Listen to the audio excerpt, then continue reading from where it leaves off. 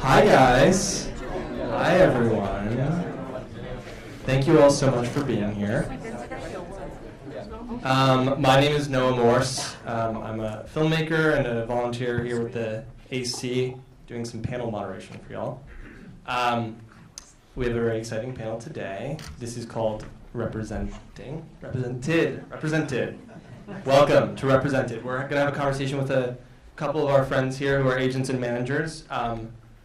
Some of it is some 101 stuff, and some of it is a little more in the know, I suppose. I'm going to let them introduce themselves. Oh, just a quick rundown. We're going to talk for an hour total. We'll do like 45 minutes, 50 minutes of chatter, and then like 10 of Q&A from you guys, if that's cool with everyone. And yeah, just hang out and enjoy and listen. These people are super smart. If you want to go down the line, Nat, you want to start? Hello. My name is Nat Wyatt. My pronouns are they, them. I am a TV literary agent at William Morris Endeavor, so I work with writers, producers, and directors, mostly on the drama side, but kind of all over. Hi, my name is Kristina Cuello. Cuello. I don't know why I don't pronounce my name correctly. It just feels easier in English. My name is Kristina Cuello. I am the coordinator at CURATE Management. I cover film, TV, books, and a little bit of theater. And my fun fact is that I'm from Florida. Hello, Isaiah Williams. I am a feature agent at Verve. I work with writers, directors, producers across live action animation. I also represent independent financiers and studios and helping build slates and things like that. So from Cleveland, Ohio, pleasure to be here. My name is Brennan O'Donnell. I work at Grandview. I'm a talent manager, so I mainly work with actors. Do work with some writers and directors as well. I was at WME before with Nat. We're in the mailroom together. I'm from outside Philly, a small town called Flowertown. And my fun fact is my dad owned a toy store, so I worked there growing up. Nice. Thank you, guys. I would love to start with a quick, and this is really a free-for-all, whoever wants to answer, but difference between agent and manager for those of us who don't know. I want to hear the managers start with this. Am I up? Okay. So I would say like the strict, or like a very like straight up answer is that managers can produce, they technically can't negotiate. So like I could be held liable if I do negotiate for my client on a deal. That's because we don't have like business affairs and I didn't go to law school. Sometimes my clients do ask me to negotiate and I'm begging for like advice from lawyers and stuff, whereas agents, you know, they have in-house like business affairs and they can consult them and they can't be held accountable, but they can't produce. So that's my 2 cents. That is true. We cannot produce. I agree with that answer. I think that's basically like the sort of like nuts and bolts of it. Agents like are not allowed to produce. We cannot have like a producer credit on anything while you're actively an agent. Obviously, if you leave that job, you can. We negotiate deals. Like Brennan said, you don't need a law degree to be an agent, but it's true that we have a lot of sort of resources in-house that allow us to do that. And I also just think on like a macro level, agents come into clients' lives at a different time often in their career, so we're not typically discovering someone at the earliest stage in sort of like a developmental moment. We tend to come in a little bit later, so our expertise is a little bit different. I don't do a lot of tight line editing of my client's material. Like I'm not the first person reading a script usually. I come in a little bit later, and my expertise is more strategy, selling things, getting people jobs, negotiating deals, sort of bigger picture stuff. I think to Nat's point too, on the management side, we like to say that we don't produce projects, we produce careers and are sort of the architects of somebody's career and really like getting into sort of the nitty-gritty development from the ground up and really continuing to work with somebody throughout the course of their lives, hopefully. I would say operationally, typically agencies and agents will what's called cover studios and try to procure work for the agency's clients that way. There are some managers and management companies that do that, just rarer. So that's kind of like what allows the informational flow to kind of always be going through the agency, because the studio execs are always like, great, here's an agent calling, I've got to give them information because they know we're calling about, you know, potentially trying to slot clients into those opportunities. And then we'll disseminate that information to managers, the teams, to try and book jobs. Cool. Isaiah, you just touched on it a little bit, but can you talk a little bit more about the overlap between agents and managers and how you guys work together? Yeah, I mean, I think it'll be different for everybody. I think for me, philosophically, I like to think I'm very managerial in how I agent, if that makes sense. I do like to read, I do like to give notes and those types of things. I think there is, you know, just kind of a rule of thumb that we at Verve and I just try to live by is, you know, just try and always talk as a team. You know, you don't want to try and gatekeep. So whether you got the piece of information or you got something in for a client versus the manager, just kind of always making sure everyone's in the loop on everything, because there are times that we won't know about things at studios that managers will know about. So there's a lot of collaboration. We're talking all the time, and sometimes I literally don't know the difference between what we can and can't do, besides the fiduciary, as Brennan kind of said. So it's blurry, it's not rigid, it's nebulous, but I think there's a lot of kind of like good collaboration and teamwork that comes out of that.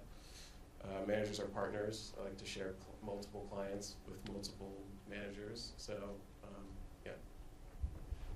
Yeah, I agree with that. I also would say the best, and this is like very much my own take, I'm sure people would disagree with me, I think the best agents are a little bit managerial and the best managers are a little bit agent-like, in the sense that, you know, a manager is going to be a little bit closer to the creative process for a client typically, but the best managers are very hungry and intense when it comes to getting work for their clients. And the flip side of that is that the best agents actually care about the material, and they're not just there to like move pieces around and get people work. So I think that's sort of how I understand the distinction and sort of how those two, you know, parts can fit together.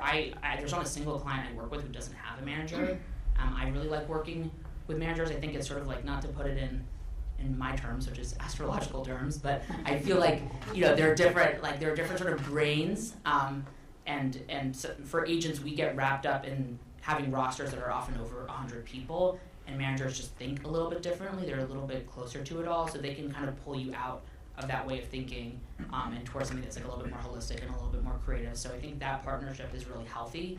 That being said, plenty of people have one and don't have both throughout their career, so it's not like you need to have both. Great, awesome.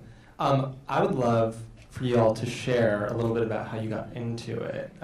It can be, I think, a very difficult world to break into. A lot of people don't know how it happens, and it's a difficult world to stay in, frankly. How did it start, and when did you know that you wanted to pursue it and continue on as agents and managers? Okay. So, I mean, I really oddly was like 7 and was like, I want to be in the movie business. And like, I was again in a really small farm town, and like they were like, what are you talking about? But I then went to Tulane, studied filmmaking down there, loved it. One of my professors was like, go work at an agency. I just spent like my whole senior year like cold calling, cold emailing everyone at Verve, CA, WME, just like had no idea what I was doing. Then WME called me. I was on a road trip around the country right after I graduated. I was at the Grand Canyon. They were like, hey, could you come interview tomorrow? I was like, could it be in 2 weeks? They were like, no, it's tomorrow. So I was like, shit. So pretty much drove overnight. It was like a 10-hour drive. Went to Target, and I bought a suit there. And I did the interview, returned the suit, kept driving around the country. The day I got back to Philly, they were like, you got the job, you start in 10 days. I was like, could it be in 2 months? They're like, you could reapply in 2 months. I was like, great. So then I moved out here, and I lived in Pasadena, and I commuted every day with public transportation. It was like 2 hours, but I was like, I got my foot in the door. And like, I think agencies, like, I had no idea what I was walking into, but it was like such an information hub. Like, I met so many people. It was so hard and like really challenging, but I think I could tell I was like in the right setting. And I honestly moved out here like really wanting to solely be a producer, but like the more I was in WME and then kind of got exposed to management, it was like, oh my God, like I've always been a people person. I always love working with people, and like so much of representation is just like hearing about what you like, artists want to do, and then just being like a problem solver and like a support system. So it's really was, I think, like a year into working at WME, I was like, okay, like this rep side is actually really exciting, and yeah, that's kind of how I got my foot in the door. So. I definitely fell into it. Similar story in terms of just kind of like the speed by which you have to kind of accept opportunities, right? I was a high school entrepreneur and went to school and studied business. I have a degree in finance. I worked at a bank for all of 6 weeks before I decided that I was making too much money and I wanted to go make minimum wage in an agency mailroom, because that's what it was. So it was really just kind of like Brennan said, the advice that I got to get your foot into the business of entertainment was to start a mailroom somewhere. The only thing I realized I had a passion for in life was movies, and don't have the discipline to be a creative. I think I think like a creative, which I think makes me a good rep, but don't have the discipline to live that life and really focus on it. So started in a mailroom, and they kind of taught me what an agent was. Like, I think, I'd be lying if I didn't say like every agency tries to convince you to be an agent, because not a lot of people want to do it, to be honest. So there are some agencies that make you start as a trainee, others that kind of let you choose. I got to choose. So decided really on Verve because they offered me the job first. So have grown to love it there and appreciate it. It's kind of a more tailored business. Kind of grew out of a representation of writers into everyone now, but I think I just got lucky in that regard. And I decide every day that I still want to be doing it. So ask me tomorrow, it could be a different answer, but it's a lot of fun. But I kind of fell into it and I'm liking it. It's like a master class in terms of education. I think we all kind of fell into it. I started, I was doing classical ballet from 3 to 18 and was auditioning for companies, and it wasn't really happening. And I kind of hit this point where I was like, I should probably go to college in this case. And the only thing that I liked was movies. And so I got a film degree, and because my mom's Asian, she was like, I'm not paying for an art degree, you have to do something else. And Nat and I actually went to college together. And I studied film theory and econ at Yale, and I loved it, but it was very theoretical, and it was very much like, here are all these super old movies you will never watch again, but like, all important and great. But then I took a screenwriting class because I thought, well, if I want to do film, it's either I'm a writer or a director. Those are the only jobs. I took this class. I was like, I fucking suck at this. I hate this. I don't know what I'm doing. And then I kind of, I sat down and I rented a room in the library one day, and I wanted to stay in New York City, and I Googled production companies in New York. I made a list of like 50 companies and cold called them and was like, can I come hang out for the summer? Everybody said no. One of them said, no, you should talk to our agent. And I wound up working for a commercial rep in New York, thinking like, commercials equal short film. When I decide that one day I want to make movies, I will just move over. And I came out here for a job at the commercial production house, realized very quickly those are not the same thing. But it kind of got me into working with directors really closely. So I was doing directors' treatments for the most part. And then worked for a producer who was crazy enough to hire me, even though I'd never been on a desk. She was like, you'll learn it, give it a shot. And then when I was kind of trying to figure out my next thing, I happened to meet my now boss, who was like, do you want to be a manager? I said, absolutely not. She said, okay, well, let's talk. She explained the job to me, and I was like, I'm sorry, you'll pay me to do this? And she was like, yeah, it doesn't sound great, and now here I am, and I tell them every day that I'll be there until they fire me. But I think it really was about getting that first taste of being like, okay, these are artists who are creating work that I could never do, and I know what I like, but I also know that I could never execute it. So being able to be in this position where our job is to really go out and find creatives whose work we're really passionate about and champion it is kind of the best part and the whole kind of essence of the job. I'm loving these stories. I feel like everyone has an interesting one. I guess the concrete answer is I graduated school, like Kristina said. I wasn't a film major. I was actually African American studies, but I did a lot of stuff in media and in film and TV. And at Yale, it was like you watch Battleship Potemkin 5 times and talk, like, which is, you know, there's merit in that, but it was not this industry. It was not like the education that a USC or UCLA kid might have. And I had no clue what I wanted to do post-grad. I worked in politics really briefly. I was a speechwriter for the 2018 midterm elections. Did that, so I was paid to write, which was an interesting experience. Really hated the lifestyle of it. It was just not for me, and it's interesting. This is something I always say to my clients. Like, there's such a big difference between being able to write and being a writer, and all of the sort of trappings that come with that, the lifestyle of it, the discipline of it. I just knew it wasn't for me, but I did know I wanted to be around culture. So I moved to LA. Everyone told me to go to a mailroom. Everyone told me you'll be at an agency for a year, and then you'll go and leave, and you'll be an exec. And they just said that very matter-of-factly because that's what everyone usually does at those places. Like 99% of the people I came up with at WME no longer work there, like Brennan. So it was sort of expected. But as people were telling me more about the job, I was like, wait. This seems kind of interesting to me. You're telling me I get paid to advocate for people, I get paid to negotiate for people, that all of these aspects of my personality that I think I was raised to think were a liability, like being kind of aggro and a little unhinged, actually are really like, you know, professionally useful traits that people want. So I think realizing that was a pretty joyful experience. But I knew, I would say I had a suspicion that I wanted to be an agent before I started working at WME, and I say suspicion because anyone who comes in to the mailroom and tells me that they want to be an agent, I'm like, I don't know what you think this job is. Because the only exposure you will have had to it is probably Entourage. And if you think that is this job, that is concerning. So I don't expect people to like come in knowing what they want. I think that's ridiculous. Like, so many of the people who come into that system are young and figuring out their lives. I just know for me it was a suspicion. Like, the more I heard about the job, I was like, that sounds kind of interesting to me.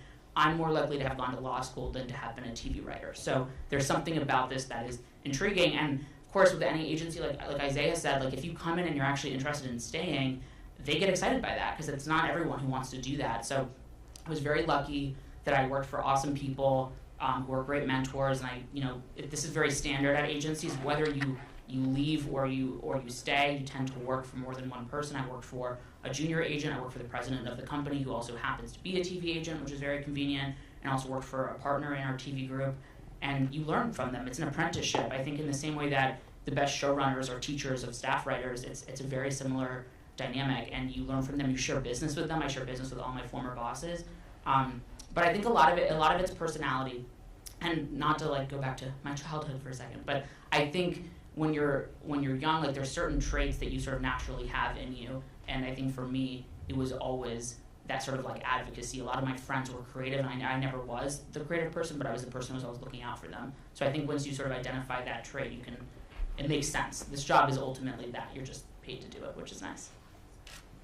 Okay, so you have identified the traits. You guys know that you want to do it. And you're like, I'm committing to this. You've hit that inflection point, but how do you start building your client rosters? How do you start curating the folks that you want to represent and advocate for? And then as you have started developing your rosters, how do you continue to go out and find more people? How are people getting representation from you, and how are you finding them? I'll jump in.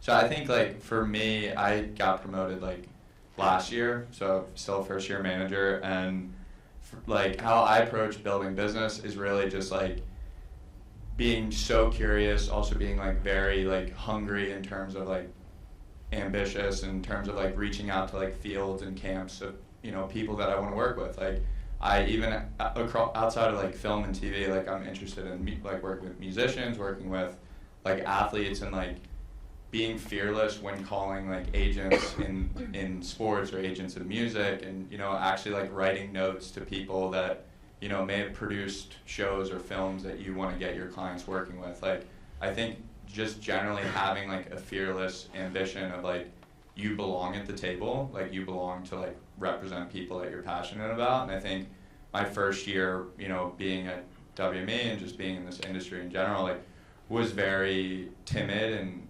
pursuing things that I felt that I was passionate about. And I think in like the last 2 years, just believing in yourself is like so important. So I think in terms of like building clients, it's really like watching shows or movies. Like, I watch a lot of like international TV, and like I reach out to agents who like don't even really speak great English, and like I'm working with a language gap, and it's really just like approaching a new relationship, because most of like any new signs or like any new client, you have to meet people for the first time. So it's like being very genuine and honest, and you know, letting people know where you're at and trying to connect with them, even if there isn't a ton of overlap. But typically, when you ask someone what they want to do, and then you think about your network, if there's one person that might be like correlated or connected to what they want, then you can be a resource for them. So I always try to figure out what people want, whether that's a client or an agent representing a client I want to rep, or just like a friend, and then just be like, let's figure it out. Like, and then if you help them, you know, they can grow and blossom. So. I can only speak for how my agency works, but I would say that there is practically, you begin your career inheriting clients, frankly, legacy clients of the agency, clients that you perhaps expressed interest in representing, and you'll just always have to do that service, which, you know, will mean here's a person you're starting a relationship with who has a relationship with this agency, protect it, and let's go find them a job or sell a project or connect them to someone else. The other half of that is building, sourcing, signing, and there's so much there, right? I love a good signing pursuit, right? You don't always win them, but you know, to just be able to meet people where they are, hear about their business, and give kind of your perspective on how you think that you can add to their business, right? Because, you know, what I think sometimes people don't understand exactly on the nose this way is that we work for the clients, right? We get 10% of your business and your income, and in exchange for that, you are hopefully getting our knowledge of the business applied to our knowledge and passion for growing your business, right? So not every person that I represent is going to be a big studio director working in that space, because they say, I only want to direct what I generate, right? Those are the kinds of people that I like to work with, but that takes a lot of time, right? People who might only want to engage with material that they source, right? There are other people who are just like, I just want to make money and put me into the system best you can. Great. So I love that part about it.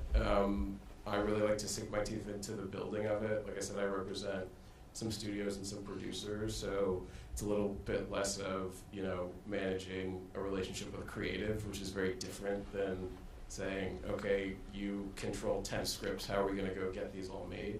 It's the same sort of conversation, but a lot of that is building, and it's all about growth. I rely a lot on my management relationships to flag people that I should know to me.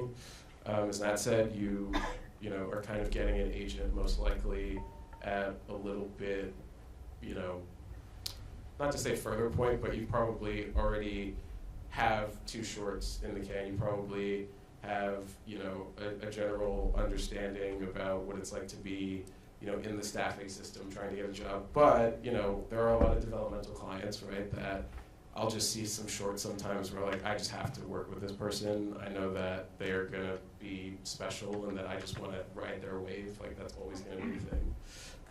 But I think it can come from anywhere. What I'll say is, like, I get a lot of, like, unsolicited emails in my inbox all the time. You know, play your game, do your thing. I don't really read those, right? So I'm sure that people do, but there's just like certain ways that you can go about approaching getting representation that isn't the cold reach out, because I'd say generally people aren't as responsive to those just because, you know, the qualification process can be a little, you know, nebulous and annoying. So sometimes agents and managers just need to know where to spend their time, put their attention. So, you know, we need help. And that's why relationships are so important. I have to jump in on the unsolicited submissions, just because if there's one thing you get out of this. I think it's just important to know, I agree with Isaiah, like, shoot your shot if you think this is the moment, but know that we really tend to not engage with them, and that even if we do, I would ask you the question of, if you're emailing an agent, do you want the first script you ever wrote to be the thing that that person is reading? Because you have a chance to make an impression with someone once, realistically. And I've had people who have won awards at film festivals who have reached out and been like, hey, do you want to read my script? And I'm like, yes, I'm happy to, but I'll only do it once. So like, is this the thing? Is this the thing you want me to be reading? And if the answer is yes, like great, but just know that it's not always a bad thing to like wait a little bit and to hone your craft and to wait for the right moment to introduce yourself creatively to someone else. Like it's not, I think it can feel like a race, and in some ways, you know, perhaps it is, but I think in other ways it's smart to make sure you're introducing yourself to someone at the right point in time. And another thing I'll say is most of my clients I sign through people whose taste I trust. So there are relationships you may have that you don't realize are actually really valuable relationships, but that is the relationship that might get you a manager or an agent. There are people who I trust deeply who are producers who, if they send me a script and they say, you need to work with that person, I'm reading that script that night and making a decision about what I need to do there. So it's thinking about people who can be in your orbit, who have great taste, who have great relationships. That's realistically how you're going to get something into someone's inbox and actually have them engage with it. Getting something into someone's inbox is not enough, right? Like they need to actually read it and care about it and want to do something with it. So thinking about those relationships, I definitely go to film festivals. Like I'm sure I will be at Sundance this year, and it will be crazy. But it's not, you know, that's the thing about a lot of those big festivals is at that point you kind of already know going into it who the sort of like people to sign are. Like a lot of agents and managers are doing their homework far in advance, so it's not necessarily that that's always the place where someone's quote unquote getting discovered. The homework has already been done in advance. So again, a lot of it is getting relationships with people where you can get your foot in the door and, you know, get a manager or an agent to really take you seriously. And also, I will say, I mean, you know, if I love a show, I really, really love a show, I'll look at who's staffed in that room. If I love a particular episode, there was a client I signed because I just loved the episode they wrote, and I emailed them and I said, I don't know you, I've never talked to you, but I'm obsessed with this piece of television that you just wrote. Do you have reps? Can I work with you? And we've worked together for 2 years. So it's like, that does happen, but it's far rarer, I think, than everything else. Yeah, I think to that point too, once you get those meetings and you start talking to reps, I think it's about being really specific too about where you want to go, and that can always change, but I think that's something that's really important to us, is to be able to sit down with a potential client and be like, well, where do you see yourself in 5 years, in 10 years? Because that kind of informs what our approach could be. And I think to that point, you know, I can again only speak for our company, but one of the big pillars of my company is just really wanting to be really creator driven and creator focused. And so yes, staffing is a part of our business. It's not necessarily our bread and butter. I think what really excites us are also people who want to do a feature and might want to do TV, but maybe have an idea for a book or a podcast. And I think it's about figuring out what your niche is and like really making that your superpower. I think on our side of things, like I have very specific random interests that like I'm obsessed with food. I'm hell-bent on finding like a Dave Chang type chef who can plug into all these different areas. So whatever your thing is that like really excites you, I think it's about making that your thing going into those meetings and the thing that like really is informing your work too. Because I think, you know, to Nat's point too about just cold reaching out to people, I have a client who I work with who I signed through a DM on Instagram because I was like, I think your stuff is really cool, and started talking that way. But I think it's really for us about really looking under all rocks and trying to see where, you know, other people might not be looking, whether it's still paying attention to things like festivals, but also really trying to kind of extend our reach too. Can you guys talk a little bit about maybe the folks who don't necessarily live in like industry hubs like LA and New York, who are making stuff, who are working, who are trying to get their, you know, voices heard and their work out there, who might, you know, have great potential for representation, but don't necessarily like have the relationships yet. If not the cold reach, what is the way? Is there a way? I think that's a really thoughtful, smart question, because it's something that I think I didn't exactly realize until I was in it, right? How many people work in this industry that aren't based here, right? Perhaps they were at some point, which is kind of not to the essence of your question, but what I'll say is I think I'm of the mind that content creation, access to, you know, materials and education is more democratized than ever, I think, across YouTube, social media, and things like that, right? So it's easy for us to sit here and say, like, have a successful web series from wherever you're from and get noticed. But what I would say is just make stuff, right? Write if you're a writer. If you're a director, go out and shoot something, right? Even if it's on your phone, even if you think it sucks, right? Just create, right? Eventually, hopefully, if you're creating, like, the right people will see it, right? So I think there are very, very strong film and TV communities in most major cities, right? And I would say that there's a lot of organizations that create, you know, materials that people can access in terms of networking events and, you know, education. So I would say lean on those. I'd say being here is a pretty good first step, whether you're from here or not.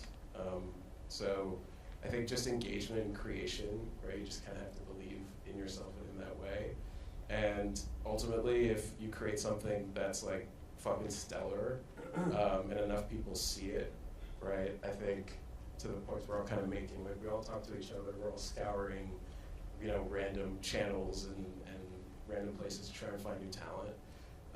So just kind of staying the course and playing your game, I think, is kind of just like annoyingly simple but effective.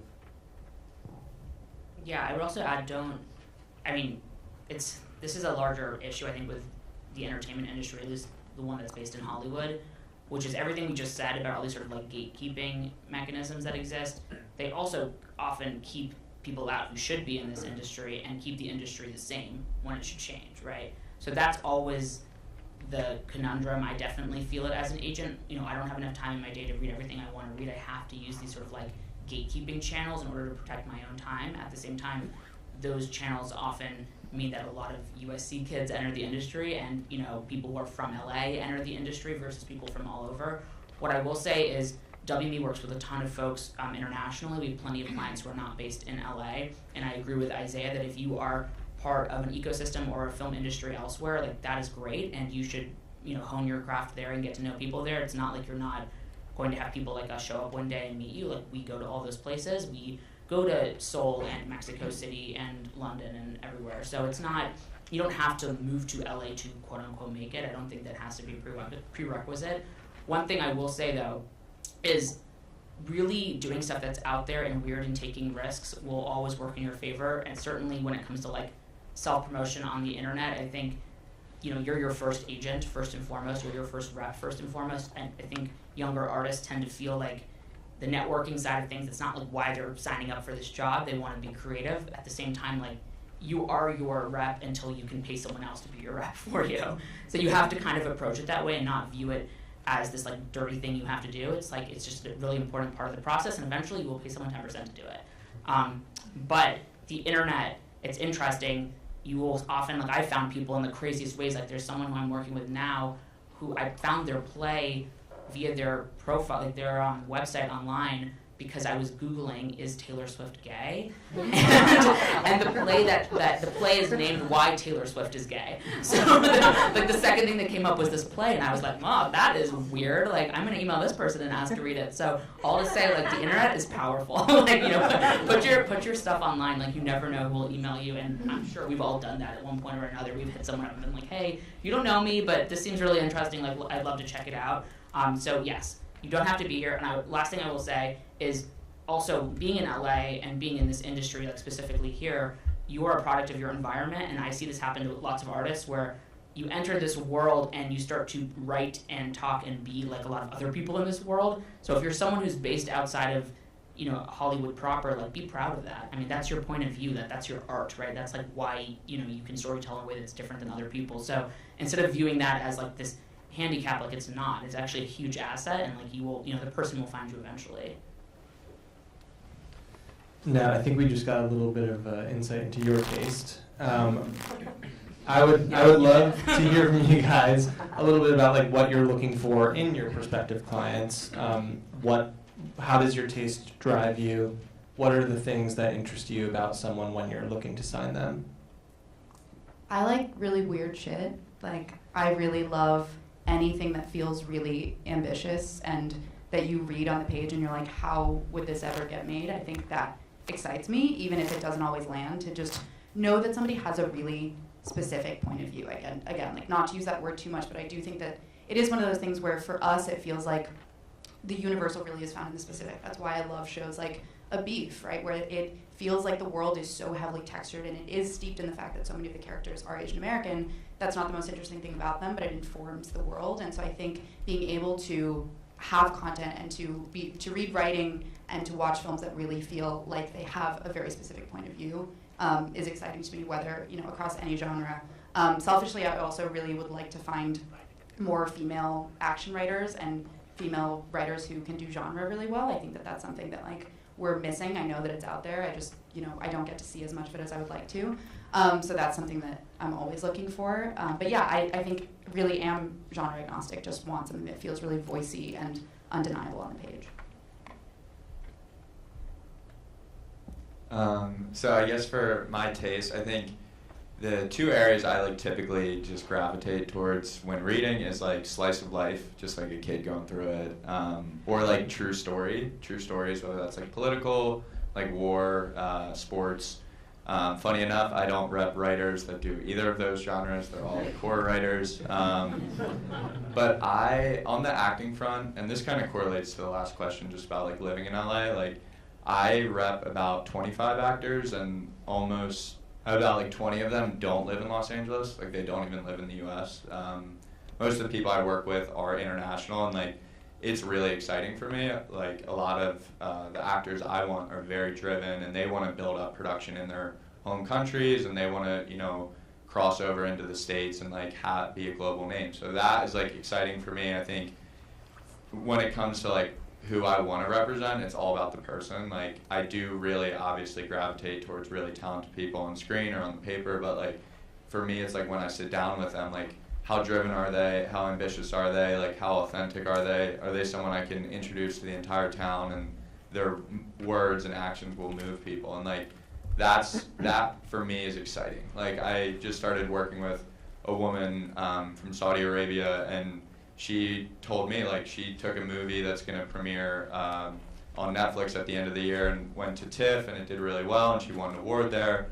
But she was getting death threats before she acted in this film, and that's just like how like treacherous that the culture is currently towards women. And she has high aspirations to make bring opportunities for young women in Saudi Arabia, and like for me, like that fires me up. Like that's like I really want to work hard for her, and like a lot of my clients have like goals like that in their home country, so it's just the person for me. So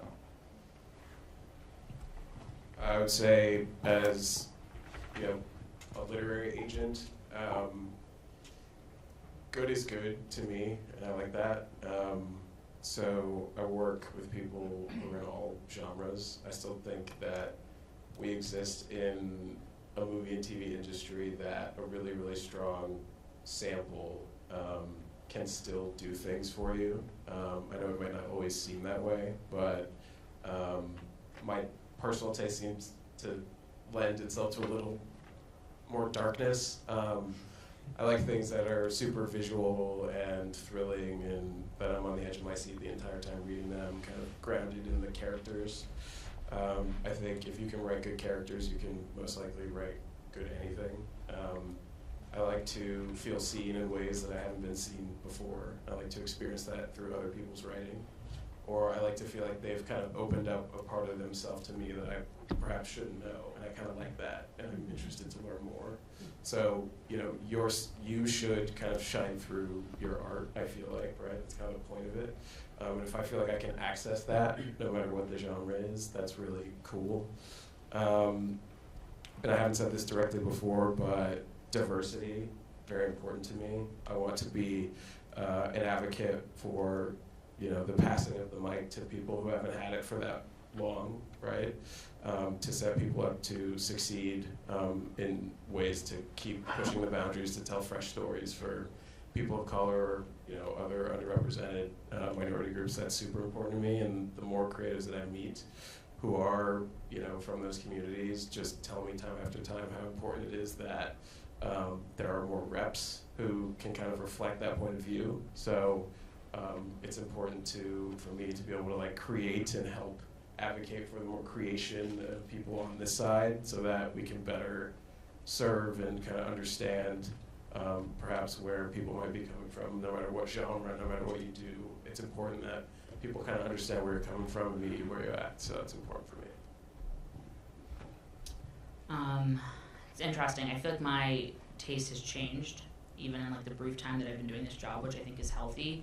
I came in very much a drama person. Like, I'm scared of stand-up comedians and don't want to work with comedy people for the most part. That's a very specific business, though. The multi-hyphenate, like, you know, the SNL type of comedy is not something that I really ever wanted to be a part of, and I have colleagues who are very good at that, and that's their space. But I think for that reason, I didn't think I would work with comedy writers, and I have started to a little bit more here and there over the past year. But I think a lot of it is what Isaiah is saying. It's being a little bit genre agnostic. I mean, comedy, drama, hour-long, half-hour, like, I'm speaking in terms of TV, but I think this applies for features as well. These are constructs, right? Like, and we are taught, like, okay, you need to sort of pick a lane on that. As an artist, often, I think people feel like they need to do that, but you don't, right? And you're hearing that from the non-binary person. You don't have to pick a lane. You can do whatever you want. But it's true, right? Like, I was thinking in a very binary way because that was the way that the industry was teaching me to think. And I think I had a realization at some point in COVID when I kept on watching comedies to make me happy during my like depressive COVID state. I was like, wow, I maybe should work with some of these people. They seem really talented. So that's to say, like, I do work with a lot of those people, but a majority of my business is drama, and I think it always will be because my favorite shows tend to be dramas. I work with horror writers and like high concept sci-fi and fantasy writers. I'm a huge genre nerd. I think genre is cool because it often can communicate a lot of really deep things about our society, but it does it in a way that is super smart and often not that on the nose. So for me, as someone who has lots of political opinions about the world but doesn't want to be like preached at when I'm watching entertainment, I think there's something very effective about that, which is cool. A lot of horror is low budget, which I love as an agent because I'm like, okay, it's easier to sell, which is fun. So I work with a lot of folks in that space, and then like middle of the road drama and kind of like weirder, twistier, you know, half hours. Like, I work with folks who've written on shows like The Bear and Our Flag Means Death. Those are like both half hour, but I wouldn't necessarily consider them traditional comedies. So yeah, all over. And then I agree with Isaiah as well. Like, I mean, I want to, you know, talk to clients all day long that I like. You know, I want to be calling the people that like bring me joy and make me want to be in this business. And a lot of those people are folks who are underrepresented like me. You know, when I started at WME, I was the first out trans employee they'd ever had. So I bring that energy into my repping. Like, I like working with lots of writers who are queer, writers of color. Like, that's my vote when I sign someone on how I'm going to spend my time. Like, you can only rep so many people. So when you sign someone, your vote is, that's the person who I think should have a chance at being in this industry. And like, that's a vote I take very seriously. I mean, I work with one cis straight white man, Isaac, we love you. But for the most part, it's like, you know, that's how I spend my time, and that's part of my own personal politics. But I do resist the categorization that like your business is like quote unquote like just that, right? Like, we're, you know, people are more than their identities, and there are plenty of queer people who have sent me specs where I'm like, I love this, I think this is awesome, but this is too hard comedy for me. Like, I don't do this. You don't want to work with me. You should work with someone else. So yeah, I still have like very strong like opinions on sort of the genre that I will work with. Okay, I think that's all the time we have for my questions in our conversation, but we have some time for audience questions. If folks have a question, I think we're going to just have you step up to the mic, so feel free. We can make a little line, and you can direct them over here.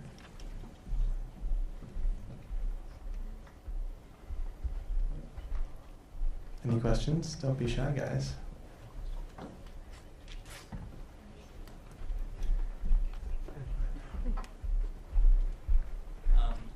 Hey everyone. What's your opinion on the current market right now in terms of writers and new IP? Are people buying? Are agencies signing new clients? Or is everyone playing catch up because of the strikes? You're asking my boss's questions that he asks me every day. Are people buying right now? What's the market?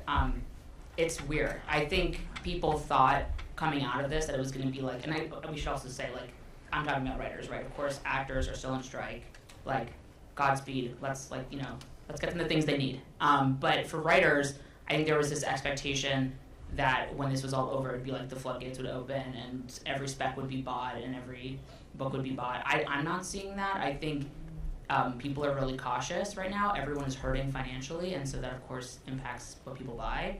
I also think on the rep side of things, a lot of reps are looking at each other and waiting to see who takes out the big package first and how that goes, which is interesting. But I don't think it necessarily changes the reality for folks who are trying to break into this business. Like at the end of the day, if you're trying to get staff for the first time or you're working on a short, like focus on your craft, and obviously like finding ways to get paid is important, but a lot of clients at the lower levels in TV and in features, like they supplement their income in other ways, and that's okay. We can pull the curtain away from that. Like I think there's this expectation that you have to like lie and pretend you don't work at a coffee shop while also writing your script. Like that's okay. Like that's a reality for many writers who are up and coming in our industry. But yes, I think the spec and IP market right now is not great. We will see what January 2024 brings us. I'll just piggyback on that. Not very good. Nailed it. I think there's general economic constriction that every industry, right, kind of probably around the world is dealing with right now, and entertainment is not free of that. One thing I will say is, speaking as a feature person, I think the state of independent film is something to watch and that I feel kind of buoyed by. I think as we look at the kind of projects that are being made by the studio system, whether you love them or not, right, they're becoming a little more specific, unless you're a place, you know, like A24 Searchlight or whatever, right, that kind of tend to make things that people think are kind of like exist with outside that system. It is still kind of the same system, right, but they can come to be in kind of different ways. And so I would say, you know, as it pertains to IP for the sake of IP, right, that's, I think people think if I write it as a book first, then maybe someone will be interested in turning into a spec or whatever. That's, you know, I would say IP is more so about the baked-in audience, right, and what, you know, the strength of the material is, and perhaps, you know, who would be interested in its adaptation, right? So I would say, you know, keep creating, but it is harder than ever. But we've been hearing that for 100 years, probably. So.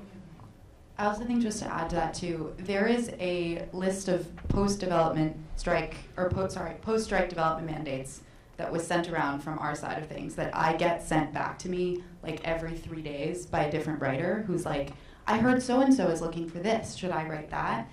And I think that it's not the best use of your time to be writing to these mandates, because by the time you finish that script, the mandate has changed. And so it's really on creatives to be developing ideas, whatever they are, that like you are excited about and that really feel undeniable and jump off the page. And it is our job to then go and find a home for it and like do it at the right time and all of that. But I think it's, you know, the market is changing so quickly and always will be. And so really it's just about like trying to cut through the noise and, you know, just stay focused and really be creating work that you're passionate about and excites you.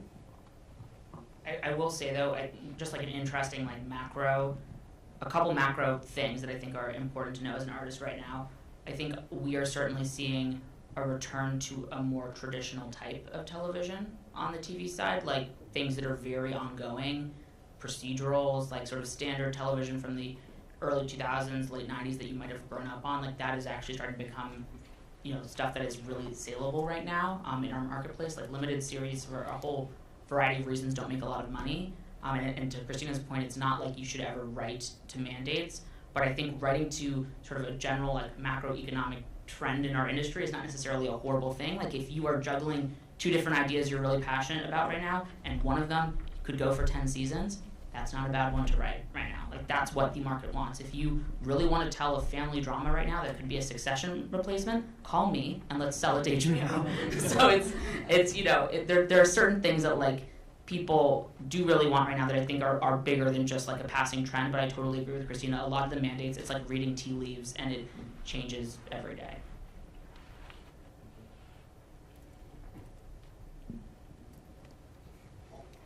Hey everybody. So my question is kind of for everybody at Proof. A lot of us have shorts here. We have feature scripts written on those shorts. I feel like a lot of us, I mean, all the shorts I've seen are really freaking good. And I'm sure the writing is really good on those feature scripts. And I feel like a lot of the filmmakers here might be ready or thinking about getting represented by a manager or agency on the literary / multi-hyphenate director producer side of things. And you spoke about it a little bit, but I was just curious maybe on that process and what you think the best way is to either get discovered or reach out or find somebody that's right for you to represent you in your work.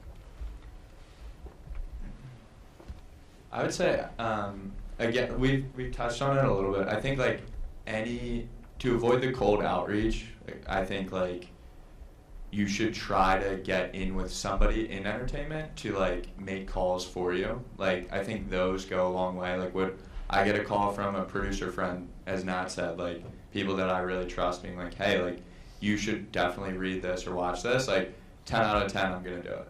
Whereas like if it's a cold outreach, I get like 30 of them a day, and you can't. So what I would say is like realize where you're currently at. If you don't know anybody in the industry, that's your current spot, and you want to build that.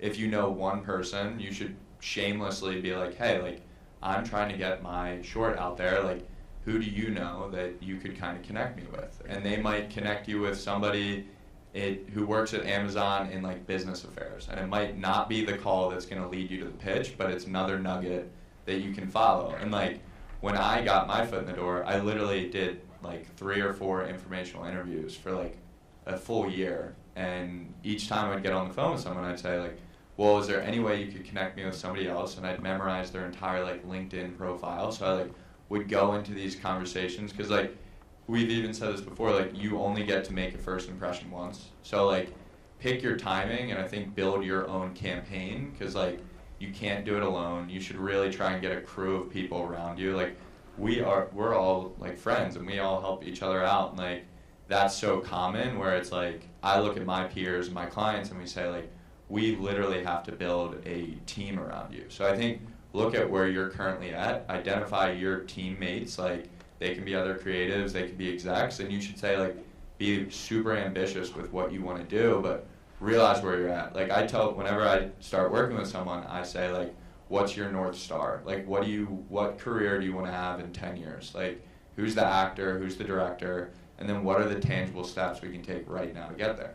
And a lot of it's building your network, and even more important is like building your portfolio and like getting big jobs. So I think there's so many opportunities of like different festivals where you can submit your scripts to get, awards and noticed that way. So I really think explore like every opportunity you can, and like you'll be surprised with how you do get a rep, because it'll be like this crazy non-traditional way where you like bumped into somebody at a coffee shop and then they introduced you to somebody. Like it's crazy. But I think what's most important is to just every day have like a little bit of a plan and a little bit of a fire of like, okay, I'm gonna reach out to 2 people, I'm gonna take a coffee, and that's my answer.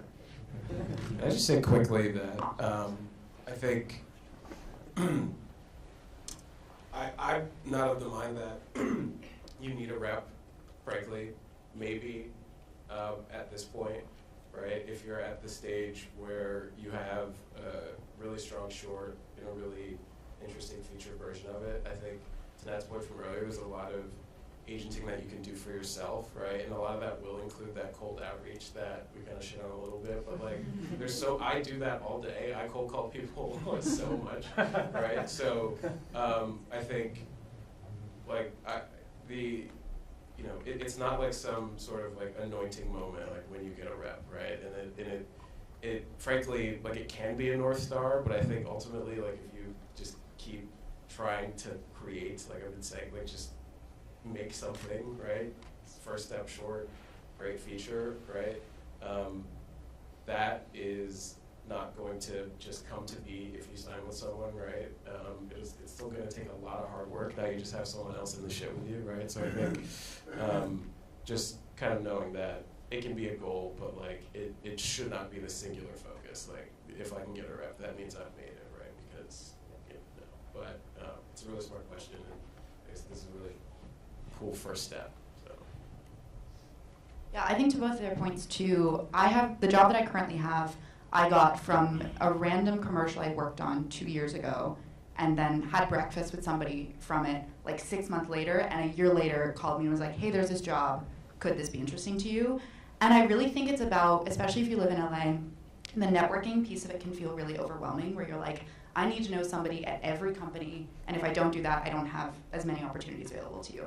I think it's about also, as you're doing that, it's not just building, it's not just like finding relationships with people, it's really about nurturing them and building on them. And so really just finding your people. And if you're out here, the more you go to events like these, I have a friend who got his reps because he's an actor and would just show up, I'm not saying everybody should do this, but like would show up as an actor to all of these writer meetups and just made friends with all these writers and execs and just like pretended like he was supposed to be there. And honestly, a lot of, like we were saying earlier, like a lot of the recommendations that we get are from calling exec friends and being like, hey, I know that they have no, horse in this race, but like just curious, who are you excited about? What are you watching? And so the more people that you can have in your corner who you don't just know, but who are willing to kind of advocate for you, I think the better.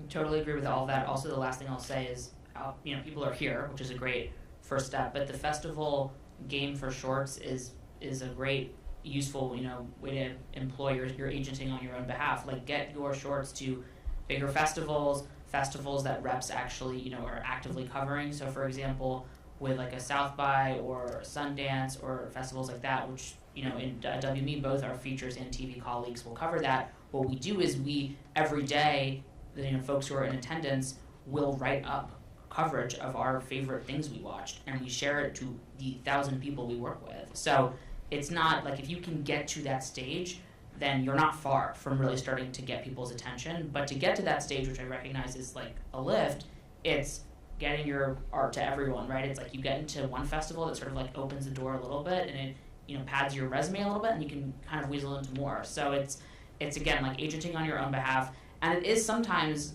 like Isaiah's right, it is sometimes like cold emailing someone, but it's just doing it in like a really smart and targeted way, where it's like the right time, the right ask, exactly what you need from that person. It's not as simple as, I just need you to look at something for me. So yeah, just being targeted and not being scared to be a little bit agency on your own behalf. Cool, thank you so much. I also have one more question. Nobody ever talks about this, or maybe they do, but not often, but what about representing duos, co-directors or co-writers?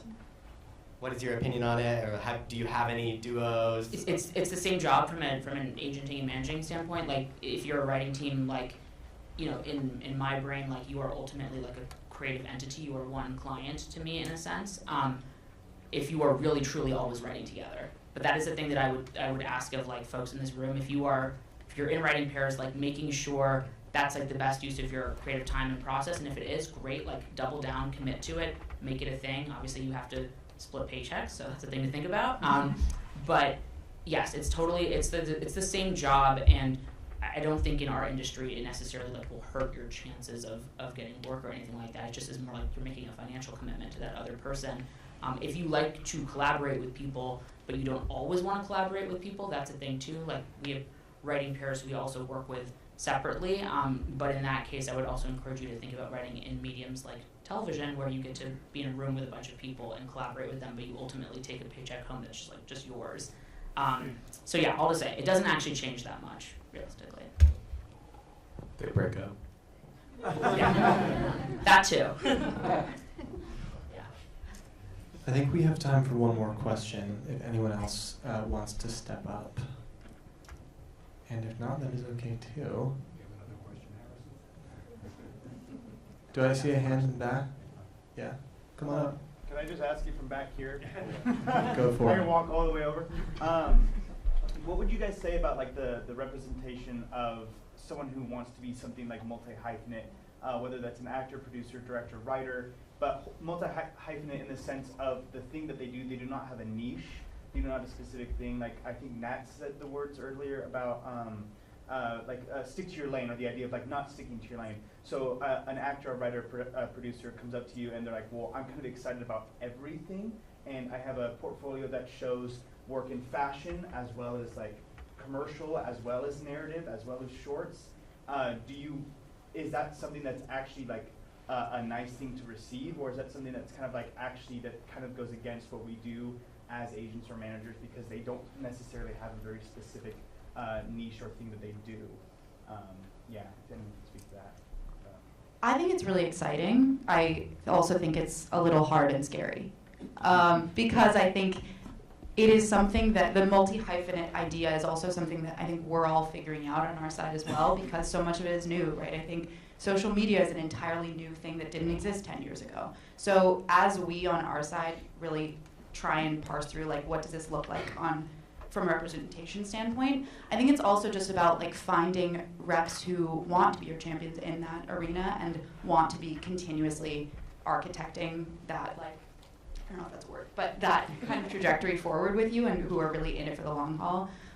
So yeah, I think it's something that we all, like, I think want to be doing more of, and it's just a matter of figuring out, like, okay, you are now working with somebody who wants to be in the trenches with you and figure out what does that path forward look like, because I think it's about just at some point kind of crafting what your niche is, even if that's not necessarily kind of staying in one lane, what you want your career as a whole to look like.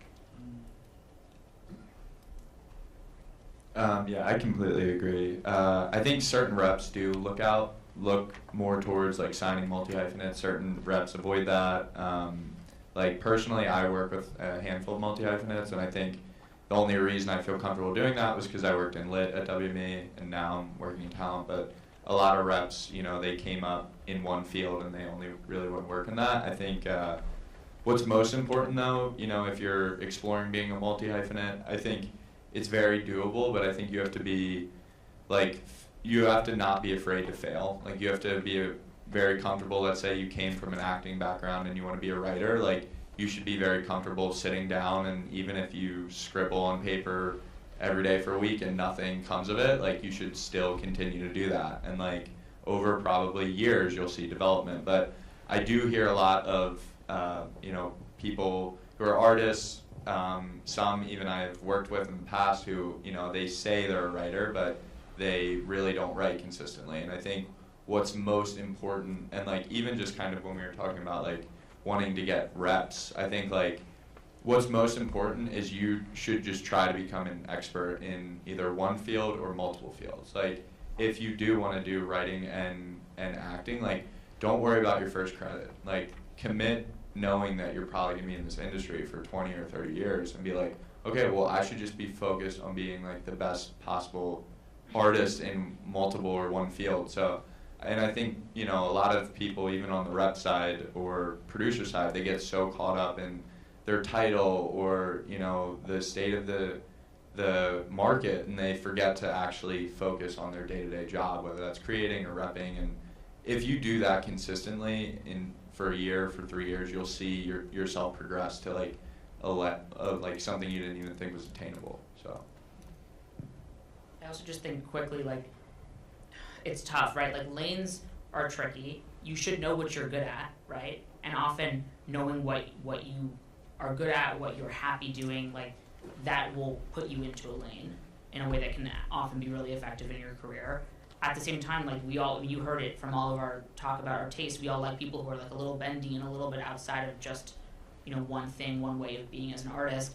If you're a multi-hyphenate, I think having a manager can be really effective for you, because managers don't think departmentally in the way that agents do. I don't know if you've noticed, but I didn't talk about indie film a lot up here because I don't do that. That's not my job. I have some clients who, have indie films or work in features, but my day-to-day is in television. Isaiah's day-to-day is in features. Obviously, there's a little bit of moving across the aisle, but managers tend to think a little bit differently in regards to that. They are a little bit more open in repping you 360 in every aspect of your business. So I think that can be a very effective thing for multi-hyphenates. At the same time, agencies eventually can also be very effective for multi-hyphenates because we have so much reach in what we do. There are clients I work with who are primarily creative house fashion designers and creative consultants who also do commercial work, who also direct, who also write. And you can imagine if you are being repped by people who have a fashion department as well as a TV and features department, suddenly that's a very effective partnership for you as a creative person. So it's not to say that agents aren't useful eventually, but I think if you want someone who can really understand your craft as it exists, not just in one lane, that's honestly something that managers I think can be very good at.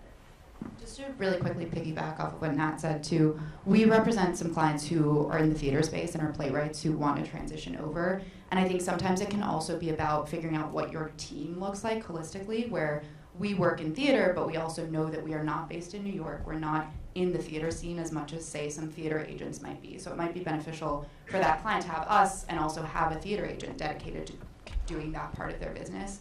So I think that's also just a way that we, as like a team, work in tandem with agents to really be able to figure out, like, okay, we know what we're good at. We know that other people might be better at serving you in that one niche, so that kind of gives you a more like 360 approach, like Nat said. I think that's all the time we have. Let's give it up for our panelists.